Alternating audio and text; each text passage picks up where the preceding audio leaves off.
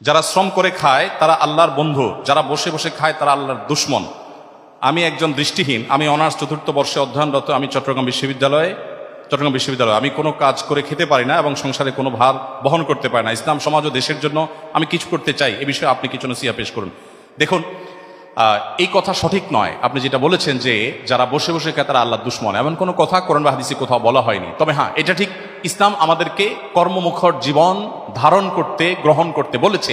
নবী করিম সাল্লাল্লাহু আলাইহি সাল্লামের বয়স যখন 20-এ পৌঁছায়নি তখন থেকে তিনি রাখালি করতেন এবং 20 পার হওয়ার সাথে সাথে তিনি ব্যবসার জন্য খাদিজা রাদিয়াল্লাহু তাআলা আনহার পুঁজি নিয়ে সিরিয়া গমন করেছিলেন। অতএব তরুণ বয়স থেকে মানুষ উপার্জন করবার জন্য সচেষ্ট থাকবে, কিন্তু কেউ যদি শারীরিকভাবে প্রতিবন্ধী হয় তার তো কোনো দায়ী নেই, বরং তার এই যে প্রচেষ্টা, এই যে আকুতি, এটার কারণে তিনি কাজ করে পরিবারের প্রতি অবদান, সমাজের প্রতি, রাষ্ট্রের প্রতি অবদান রাখলে যেই সওয়াব পেতেন, আল্লাহর সন্তোষের উদ্দেশ্যে যদি সে মানসিকতা লালন করেন তিনি বসে বসে সেই সওয়াব পাবেন ইনশাআল্লাহ।